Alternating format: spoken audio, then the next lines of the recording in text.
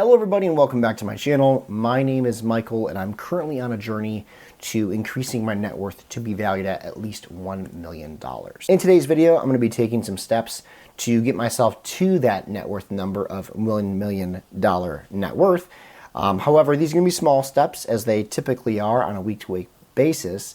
I do apologize, my voice is a little bit gone. I've had a cough here and there and it's taken a toll on my voice. So 'tis the season for that, but I apologize for the nasally soundingness that I have today. So what I'm doing today is a Transfer Tuesday. This is moving money from my local bank account to either high interest savings accounts or investing this money into retirement accounts to increase my net worth and get compound interest. I'm also going to be doing something a little bit different today that I normally don't do, which is withdrawing money from one of my savings accounts because it's time to pay some bills. I have sinking funds set up that are specifically designated for Christmas spending, and I've been buying Christmas presents. In fact, I'm almost done. I just have, I think, maybe 2 more people to get presents for. And so I'm going to be moving money out of my high interest savings fund with that sinking fund money set in it. I'm going to be pulling it back to my local bank account so that I can pay off credit cards and bills. All right, so without further ado, let's go ahead and address the first transfer in today's Transfer Tuesday, and that is moving money from my local bank account to the Ally Savings Bank account. Now, before I give the real numbers and mention all that, I know some of you are going to say, okay, if you're going to be withdrawing money, why don't you just like subtract the difference and then not send money and just cut back on how much you're withdrawing? And I get that. It would make probably more sense. But for the sake of routine, I'm still going to be sending money and I'm also going to be withdrawing money from this account.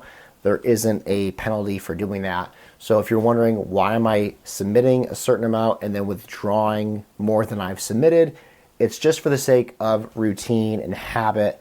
With financial goals, it's good to be in habits that propel you towards success, even if sometimes it won't necessarily make sense like it will this week. So let me stop talking about it and I'll just tell you guys what I mean.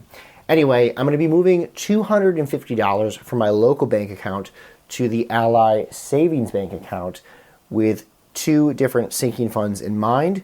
One of them being a vehicle sinking fund. I'm saving up for a new vehicle.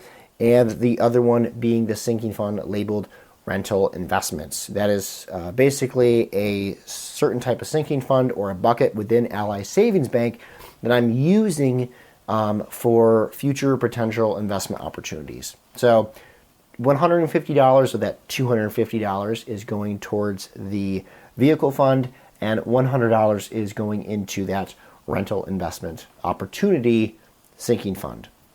Now, the withdrawals that I'm going to be making from the Ally Savings Bank account this week is I'm going to be taking from my Christmas sinking fund bucket in Ally Savings Bank. I'm pulling the $600 out of that account, putting it back into my local bank account so I can pay off some of the credit cards that I have with Amazon, which is what I've been primarily using to buy presents this year. Makes it very convenient, very easy.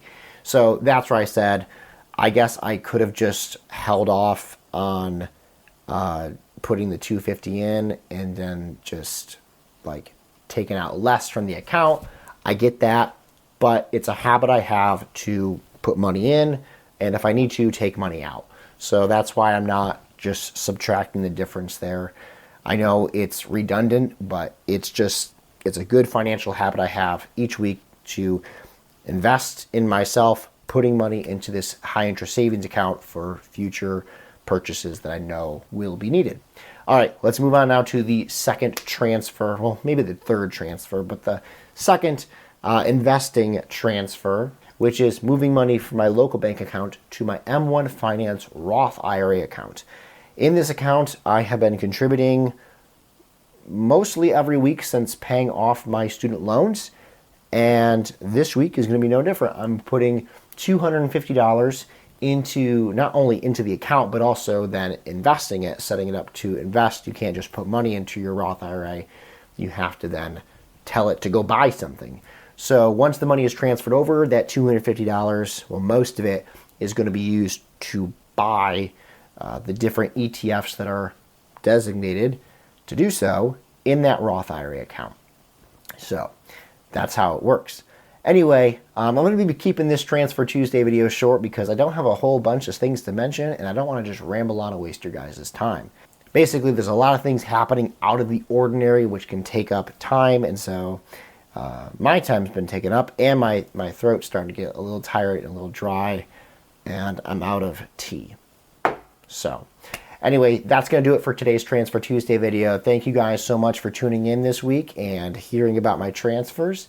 Anyway, thank you guys so much. Take care, and I'll see you in the next one.